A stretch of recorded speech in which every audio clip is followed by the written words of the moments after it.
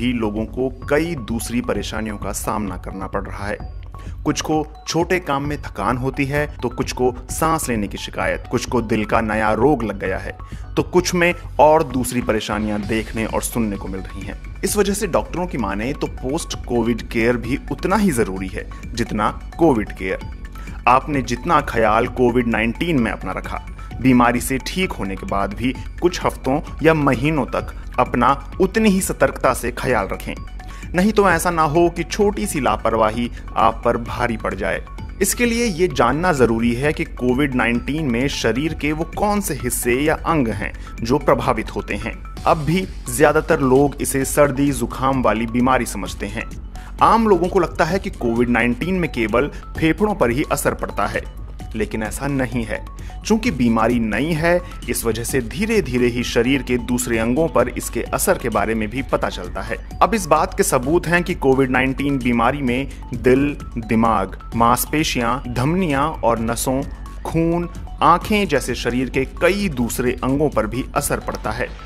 यही वजह है कि हार्ट अटैक, डिप्रेशन, थकान, बदन दर्द, ब्लड क्लॉटिंग और ब्लैक फंगस जैसी दिक्कतों का सामना लोग कर रहे हैं। भारत सरकार का मानना है कि 90% से ज्यादा कोविड-19 के मरीज घर पर रहकर ही ठीक हो जाते हैं। ये वो लोग होते हैं जिन्हें इलाज के लिए अस्पताल जाने की जरूरत नहीं पड़ती, लेकिन घर पर रहकर ठीक हुए लोगों के लिए पोस्ट कोविड-19 केयर जरूरी है।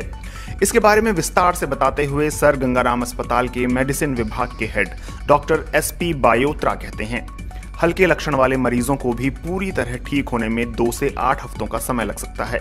ये समय हर व्यक्ति के लिए अलग होता है। कमजोरी, एक साथ ज्यादा काम करने पर थकान, भूख ना लगना, नींद बहुत आना या बिल्कुल ना आना, शरीर में दर्द, शरीर का हल्का गर्म रहना, घबराहट, ये कुछ ऐसे लक्षण हैं जो माइल्ड मरीजों में आमतौर पर ठीक होने के बाद भी देखने को मिलते हैं। डॉक्टर बायोत्रा भी कोरोना के मरीजों का इलाज कर रहे हैं। अपने ठीक हुए हल्के लक्षण वाले मरीजों के लिए उनकी सलाह है, अगर आप खुद ही स्वस्थ महसूस कर रहे हैं तो नेगेटिव रिपोर्ट के लिए जरूरत ना हो तो टेस्ट ना कराएं। 14 दिन बाद आइसोलेशन खत्म कर सकते हैं। भारत सरकार ने भी इस बारे में दिशा निर्देश जारी किए हैं। रिकवरी के दौरान खाने पीने का विशेष ख्याल रखें। प्रोटीन और हरी सब्जियां ज्यादा मात्रा में लें।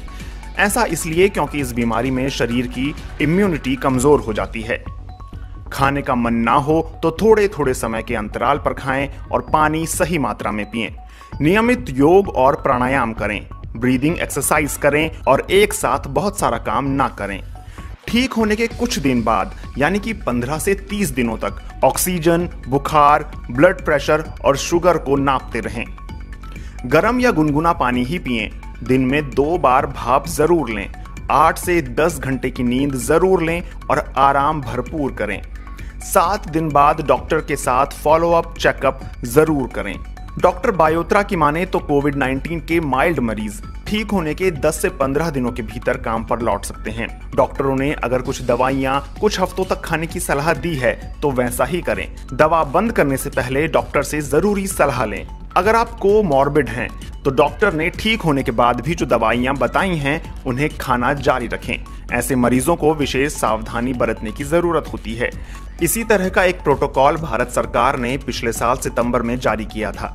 उसमें भी इन बातों का ही ख्याल रखने की सलाह दी गई थी। इसके अलावा यह भी कहा गया है कि कोविड-19 से ठीक हुए मरीजों को धूम्रपान और शराब से परहेज रखना चाहिए। दिल्ली के राम मनोहर लोहिया अस्पताल में पल्मोनोलॉजिस्ट डॉक्टर देश दीपक भी इन दिनों कोविड-19 के मरीजों के उपचार में लगे हैं। BBC से बातचीत में उन्होंने कहा, गंभीर मरीज जो कोविड-19 से ठीक होकर घर लौटे हैं, उनमें सबके लिए एक गाइडलाइन नहीं हो सकती। इसे मरीज के इम्यून रिस्पॉन्स और केस टू केस बेसिस पर ही देखा जाना चाहिए।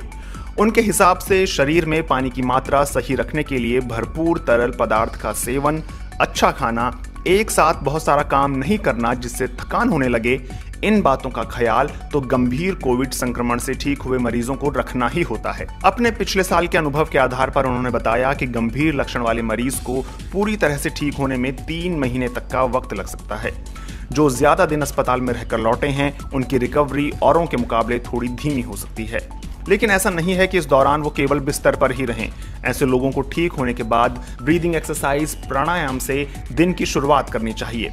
ये लोग समय के साथ अपनी दिनचर्या में नई चीजें जोड़ सकते हैं। डॉक्टर देश दीपक के मुताबिक ऐसे मरीज को साइको सोशल सपोर्ट ज्यादा चाहिए होता है, खासकर बुजुर्गों और दूसरी बीमारियों से जूझ रहे लोगों को। घर पर आकर ऑक्सीजन चेक करना या खुद के लिए ऑक्सीजन लगाना, घर पर सही दवाइयां खाना, ये छोटी छोटी दिक्कत होती हैं जो मानसिक तौर पर परेशान करती हैं। ऐसी सूरत में परिवार या आस पड़ोस का सहयोग बहुत मायने रखता है। जरूरत पड़ने पर मेंटल हेल्थ के लिए काउंसलर की भी मदद लेनी चाहिए। पॉजिटिव सोचना बहुत मायने रखता है। कुछ ठीक हुए सीवियर मरीजों को हो सकता है कि घर पर कुछ और दिन तक ऑक्सीजन सपोर्ट पर रहने की सलाह डॉक्टरों ने दी हो। वैसे मरीजों का खास ख्याल रखने की जरूरत होती है।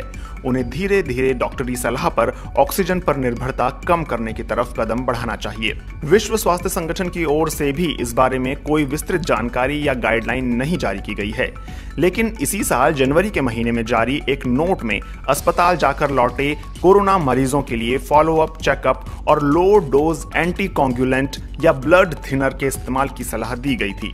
डॉक्टर देश दीपक कहते हैं कि किस मरीज को ठीक होने के बाद एंटीकोगुलेंट या ब्लड थिनर की जरूरत है या नहीं, उसके लिए डॉक्टर की सलाह लेनी चाहिए।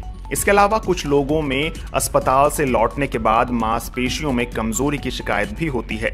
इससे उबरने के लिए प्रचुर मात्रा में प्रोटीन खाने की सलाह दी जाती है। कुछ कोविड से रिकवर हुए मरीजों में दवाइयों के साइड इफेक्ट भी देखने को मिलते हैं। कुछ में फंगल इन्फेक्शन की शिकायत भी सामने आ रही है। इसके लिए जरूरी है मरीज ठीक होने के बाद भी अपने शरीर और उसमें होने वाले बदलावों पर बारीकी से नजर रखे।